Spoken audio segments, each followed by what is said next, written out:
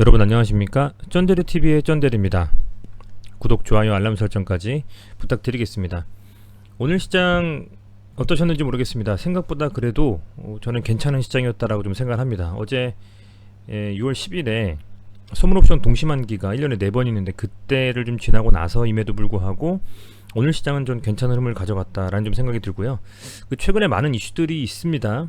두 가지인데 하나는 미국의 테이퍼링에 대한 부분들하고 국내에서도 금리 인상에 대한 이슈가 있습니다. 그래서 그런 이슈들이 계속적으로 좀 우리 시장도 그렇고 미국 시장도 그리고 주식, 코인 이런 투자 자산에 대한 변동성을 좀 심하게 가져가는 재료로서 시장에서는 굉장히 받아들이고 있습니다. 그래서 우리가 만약에 이제 금리 인하를 해서 대출이나 혹은 어떤 자금 확보를 통한 강한 투자의 시대가 코로나에 왔었다면 지금은 조금은 이제 리스크 해지하면서 가야 되는 상황이 맞는 것 같습니다. 부동산뿐만 아니라 주식도 대출을 받아서나 혹시 신용을 하신 분들 같은 경우에는 추후에 아무래도 금리가 인상하게 되면 대출에 대해서 이자가 많이 부과될 수 있기 때문에 그런 것에 대한 가계의 부담감이 좀 커지겠죠. 이제 그런 흐름들이 지속되면 지속될수록 위험 자산에 대한 선호도가 좀 낮아집니다. 그런 부분들을 감안하시면서 투자를 하셨으면 좋겠다는 좀 생각이 들고, 그렇다면 그럼에도 불구하고 테이퍼링의 이슈가 과연 언제쯤 제대로 시장에 충격을 줄 것이냐에 대해서는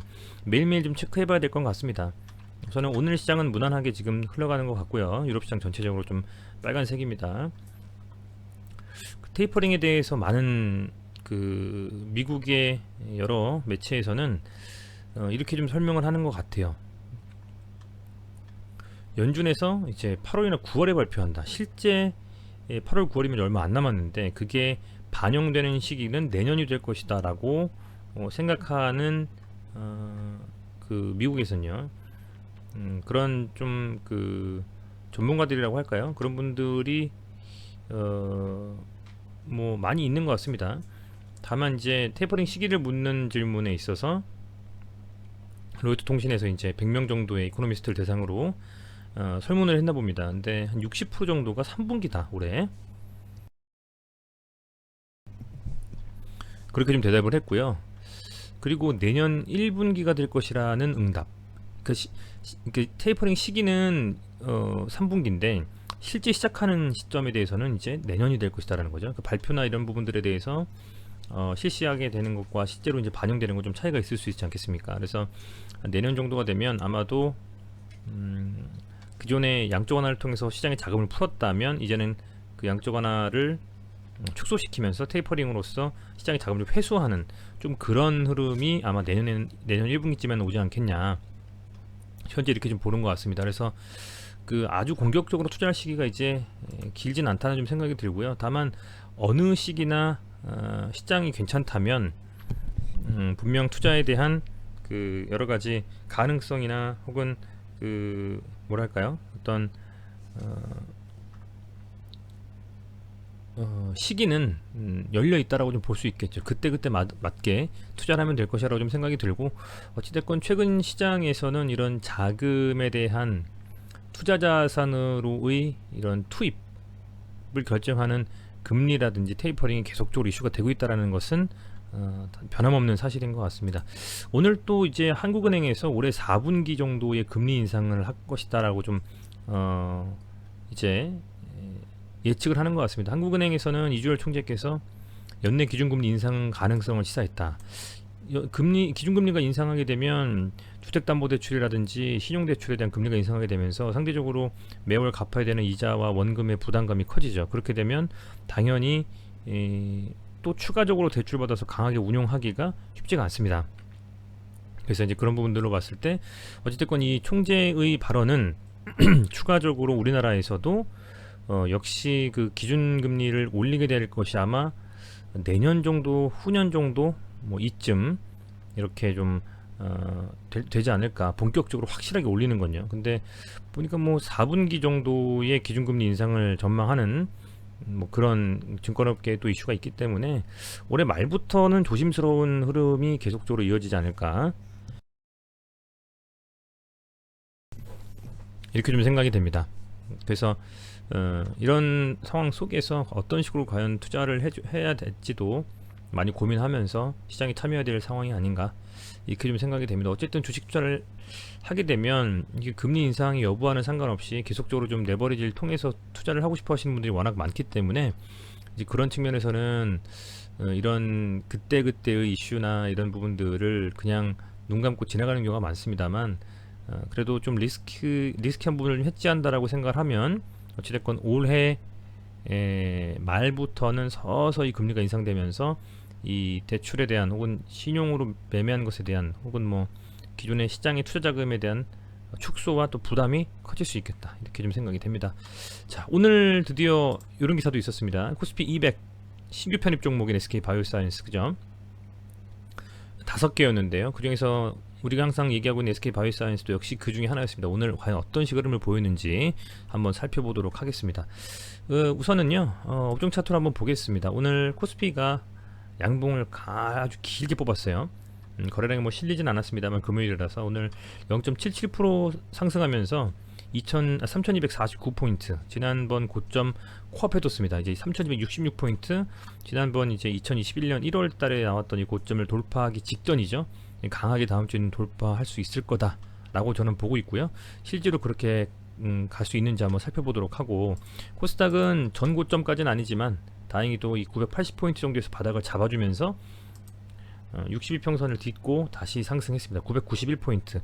양시장 모두 저는 강하게 한번 슈팅이 나오는 흐름이 나오지 않을까 이렇게 좀 보고 있고요. 매동도 보면 오늘 코스피 같은 경우에는 그 외국인과 기관이 순매수했습니다. 외국인이 1,700억 가까이 순매수했고 기관이 2,700억 조그만 되게 순매수했습니다. 외인과 기관이 동시에 코스피를 들어올리고 개인은 반대로 4,700억 가까이 순매도를 했습니다. 저는 아주 긍정적인 흐름이라고 좀 보고 있고요. 코스닥 같은 경우에는 외국인과 기관이 순매도를 하고 개인이 잡았습니다. 어쨌든 코스피 지수는 상대적으로 외국인과 기관은 추가적인 상승에 베팅을 하면서 이 고점임에도 불구하고 들어왔다라는 점은 추후에 3266포인트라는 지난번 고점을 돌파하고 계속적으로 좀 상승의 흐름을 이어가지 않겠느냐, 이렇게 좀 긍정적인 좀 전망을 해봅니다. 자, SK 바이오사이언스 먼저 보겠습니다.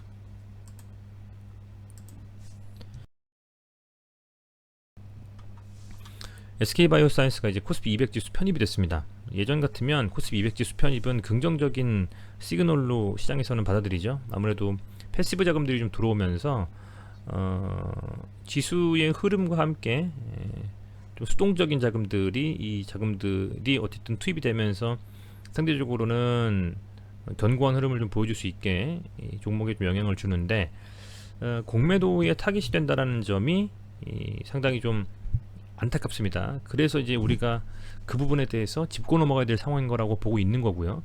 현재 이제 22평선에서 계속 흔들흔들하면서 조정을 좀 받고 있는데요. 그 동안에는 매동 자체가 굉장히 파워풀했죠. SK 바이오사이언스가 아시는 것처럼. 그럼에도 불구하고 SK 바이오사이언스는 계속적으로 기관이 좀 순매수를 했었고요. 외국인과 함께요. 특히 외국인은 계속 순매수했고 기금이 또 계속 사 모았단 말이죠. 오늘도 그럼에도 불구하고 기금이 또 샀습니다. 95억 또 매입을 했어요. 외국인은 뭐 50억 정도 순매도를 하고 지금 한 이틀간 매도를 하고 있는데, 기관은 3일 동안 무려 한 400억 가까이 440억 정도 되는 막대한 자금을 좀 투자해서 계속적으로 순매수를 하고 있습니다. 그래서 SK바이오사이언스의 매동은 크게 나쁘지는 않다라고 저는 보고 있고요. 보시면 차트상으로도 지금 잘 조정받는 구간이라고 보고 있어요. 강하게 좀 이렇게 좀 돌파하면서 브리저밴드 상단 찍고 17만원 돌파에 대한 기대감 여전히 유효하다라고 좀 생각이 되고, 스토캐스틱 상으로도 지금 서서히 이제 과매수권으로 들어갈 조짐이 보이고는 있는데, 다만 매도 타이밍은 나오지 않고 있어요. 계속 이렇게 매수할 수 있는 유지 구간이기 때문에 일봉상으로 계속 좀 홀딩하면서 가는 게 맞다라고 저는 보고 있습니다. 실적도 1분기도 괜찮았고요. 이제 2분기, 3분기 가면 갈수록 좋아질 것이라고 생각을 하고, 노바백스에 대한 백신 이슈도 또 있기 때문에 상당히 향후에 이 공매도에 대한 이슈만 특별히 없다면 저는 괜찮지 않을까 생각이 되고, 오늘 그리고 공매도가 이제 터졌죠. 84,000주 가량 공매도가 나왔음에도 불구하고, 그럼에도 불구하고 잘 버텨줬어요. 공매도가 굉장히 좀 세게 들어왔음에도 불구하고, 그죠? 그래서 지금 오늘은 잘 버텨줬는데, 추후에 뭐 오늘은 어찌됐던 간에 아시겠지만 이제 시장 자체에서 지수가 좀 상승을 했기 때문에 오늘은 뭐 괜찮은 흐름을 가져갔다 손치더라도 혹시나 시장이 밀리면 이런 종목들은 쭉쭉쭉 밀려버릴 수도 있고 공매도의 타깃이 될 수 있잖아요. 그래서 그런 부분들은 지켜보시면서 가야 될 것 같다. 다만 지수가 상승하는 기조가 유지된다면 큰 걱정 없이 한번 들고 가보는 전략이 유효하지 않겠느냐 말씀을 좀 드립니다. 자, 그리고 케미칼입니다. 케미칼은 최근에 이제 양봉을 좀 뽑고 볼린저 밴드 상단을 쳤어요. 굉장히 볼린저 밴드가 수축되어 있는 상황에서 좀 기를 모으고 있는데 양봉 쳐주고 나서 음봉 하나 맞았습니다. 0.95%인데 지금 보면 과매수권에 들어왔거든요. 과매수권에 좀 들어왔고 다만 차트의 위치 자체는 굉장히 바닥권이기 때문에 저는 우선은 이 뭐 하루 이틀 정도에 더 음봉이 나오거나 다음 주에 좀 밀려도 개인적으로는 22평선을 깨지 않는다면 지금부터는 오히려 사 모아서 수량을 늘려갈 때라고 보고 있습니다. SK케미칼 같은 경우에는요. 보시면 오늘 SK케미칼은 기관이 역시 순매수를 했고 기금은 더 많이 담았어요. 그리고 개인들은 뭐 서급하고 진행을 하고 있는데 전체적으로 이 케미칼은 저는 이 한 24만원 5만원에서는 현재 바닥을 형성했다라고 보고 있습니다. 그래서 여기서부터는 이제 서서히 바닥을 형성하면서 추세 상승을 뭐 흔들흔들하면서 저는 상승 쪽으로 좀 갈 거라고 보고 있고 그런 측면에서는 뭐 케미칼의 개별적인 이슈로 갈지 아니면 바이오사이언스와 케미칼 디스커버리에 묶여서 백신이라든지 그런 이슈로 갈지는 살펴봐야 되겠습니다만 최근에 이제 뭐 워낙 탄소에 관한 이슈도 있고요. 뭐 여러 가지 섹터가 있는데 이 케미칼이라는 회사에서 만들어낼 수 있는 다양한 어떤 소재나 성분이나 이런 것들을 친환경으로 또 만들어내고 그게 굉장히 좀 센세이셔널한 반향을 불러일으킬 수 있는 뭔가 만들어낸다면 저는 그냥 완성품 만들어내는 그런 회사들보다는 이런 케미칼이라든지 소재라든지 이런 쪽 이 회사들이 오히려 향후에는 훨씬 더 주목을 받을 수 있는 회사라고 좀 보고 있거든요. 그래서 그런 측면에서 봤을 때 케미칼의 케미칼의 최근 이제 흐름은 좋지는 않습니다만 여러 가지 그런 뭐 향후에 SK케미칼과 SK그룹 전체적으로 여러 가지 앞서 나가고 있는 환경에 대한 이슈, 뭐 ESG부터 시작해서 탄소 관련된 여러 가지들을 함께 좀 이렇게 담아낼 수만 있다면 케미칼도 상당히 좀 지금은 저가 구간이 아니겠냐, 뭐 이렇게 좀 보고 있습니다. 그래서 우선은 현재 이 주가에서 어느 정도 조정이 맞춰지고 수급을 보면서 추가적으로 좀 상승할 수 있는 흐름이 가져가는지 아니면 여기서 다시 계속 좀 다시 한번 하락에 대한 흐름으로 가져가는지는 좀 지켜봐야 되겠다는 좀 생각이 듭니다. 다만 지금은 어쨌든 22평선 돌파하고 조정 받고 있는 그런 구간이기 때문에요. 지금은 뭐 오히려 그냥 홀딩하면서 지켜보는 조금은 더 지켜보면서 가는 게 맞지 않나. 깨지 않는다면 그러면 뭐 더욱이 깨지 않는다면 더욱이 조금씩 수량을 좀 늘려가는 흐름 전략도 괜찮다라고 보고 있습니다. 그래서 우선은 이 구간에서 어떻게 흐름을 좀 가져가는지 계속 지켜봐야 될 것 같고요. 공매도는 뭐 계속 그냥 달고 다니는 것 같아요. 전체적으로 코스피 200 지수 편입 종목들은 공매도가 있다라고 보면 될 것 같고, 다만 이 공매도를 메이크업할 수 있는 자금의 어떤 흐름, 개인의 매수라든지 기관의 매수라든지 나아가서는 외국인의 매수가 어떤 식으로 흐름이 좀 나와주는지를 보면서 우리가 살펴봐야 될 것 같습니다. 자, 그리고 이제 디스커버리를 말씀을 드릴게요. 최근에 디스커버리가 야놀자와 또 그 동시에 유상증자를 좀 진행을 한 부분도 있고요. 그죠? 한국거래소 시스템즈라는 회사예요. 그래서 굉장히 좀 바닥권을 좀 다진 흐름은 확실한 것 같습니다. 지금 이 구간대에서 어쨌든 이 302평선을 살짝 깼다가 지지해주면서 21평선 위에서 양봉이 자꾸 나오고 있어요. 근데 뭐 위치 자체로는 상당히 좀 과매수권, 워낙 바닥에서 질질 기었기 때문에 지금 조금밖에 반등이 나오지 않았음에도 불구하고 과매수권에 지금 진입은 하고 있는데 그건 사실 중요한 건 아니라고 보고 있고요. 현재 상황에서는 어쨌든 이 지지를 계속 해주느냐, 22평선 지지와 동시에 53,400원 정도 라인을 지지해주느냐가 중요할 것 같고, 그 수급을 봤을 때는 저는 굉장히 좀 괜찮은 것 같아요. 보면 기관이 한 5월 20일부터는 계속적으로 사고 있어요. 뭐 외국인이 좀 팔고 있긴 하겠습니다만 기관의 매수가 계속적으로 좀 이 디스커버리 케미칼 바이오사이언스에 들어오고 있기 때문에 저는 뭐 이 현재 상황에서는 디스커버리가 물론 예전에 강한 상승만큼은 아니겠습니다만 충분히 좀 좋은 역할을 해줄 수가 있겠다. 최근에 이제 SK 디스커버리 같은 경우는 가스와 또 롯데케미칼 수소 관련된 이슈도 있었고요.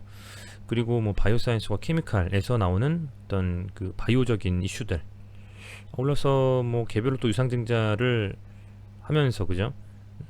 한국거래소 시스템 이제 부동산 관련된 그런 데이터에 대한 부분들에 대해서도 야놀자와 함께 투자가 좀 되는 부분이 있고 뭐 이런 여러 가지 이슈들을 지주에 사다 보니까 동시에 머금을 수가 있지 않습니까? 뭐 SK D&D의 부동산이나 디벨로퍼 관련된 이슈도 할 수가 있고요. 케미칼과 바이오사이언스에 대한 백신에 대한 이슈, CMO, CDMO 이슈가 있을 수도 있고 거기에 플라즈마 같은 혈액제제에 관련된 이슈가 또 있을 수도 있고요.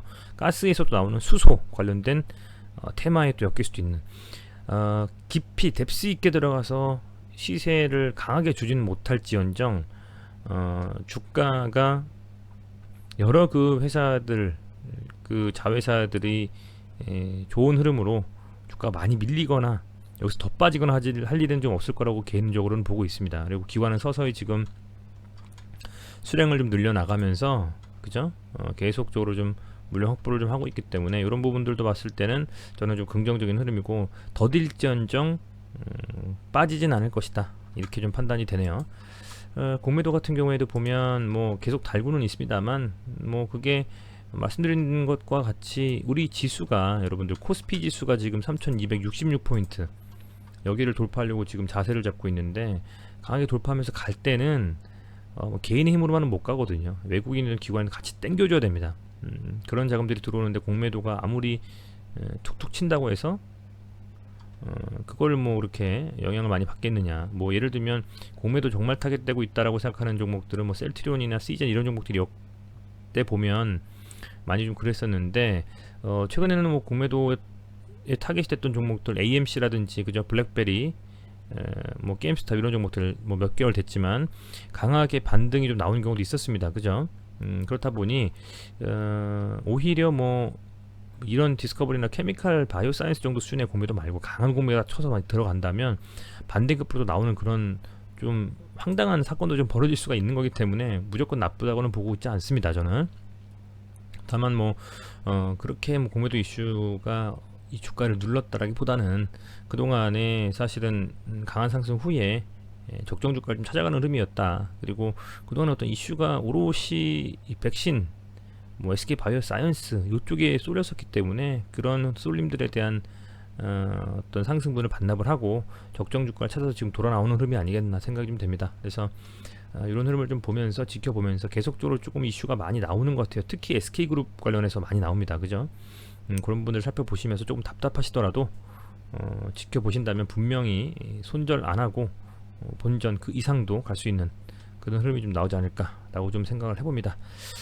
어찌됐건 좀 그렇게 말씀을 드릴 수가 있겠고요. 오늘 이 말씀을 다시 한번 드릴게요. 제가 계속 좀 말씀을 드리지만 영상이 좀 도움이 되셨다면 우리 구독자분들께서 1588-2600 콜센터로 좀 쩐대리 제휴변경 등록 요청 부탁드리겠습니다.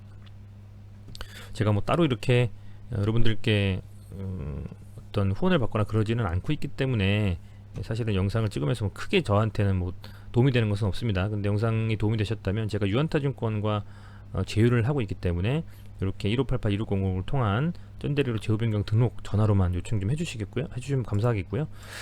이렇게 아직 유한타증권 계좌 없으신 분들은 유한타증권 스마트 이 계좌 앱 설치해서 유한타증권 어플리케이션 깔면 되게 활용도가 높아요. 유한타증권에서 이제 T레이더 증권 그 MTS인데 굉장히 좀 활용도가 좋습니다. 저도 T레이더하고 미래에셋, 신한금융투자 3개 쓰는데 굉장히 좀 보기도 되어 있고 전체적으로 UI도 괜찮습니다. 한번 써보시는 것도 좋으실 것 같아요. 이렇게 좀 개설 확인을 통해서 쭉 계좌 개설을 좀 부탁드리고요. 여기서 계좌이체 정보 등록하기 클릭해 주시고 제휴 콘텐츠 쩐대리 조회해서 등록해 주시면 간단하게 좀 마무리가 됩니다. 그렇게 하시면 이제 제가 화면에서 보는 것들 중에서 이런 화면들은 좀 제공을 해드려요. 이렇게 해서 구독자분들께서 이제 제휴 맺으신 다음에 HTS 제휴 전문가 그 란을 보면 이렇게 고트레인이라는 라인에 이렇게 세 개가 좀 세팅이 되거든요. 저는 따로 빼놓은 거고요. 이런 화면들 좀 보시면서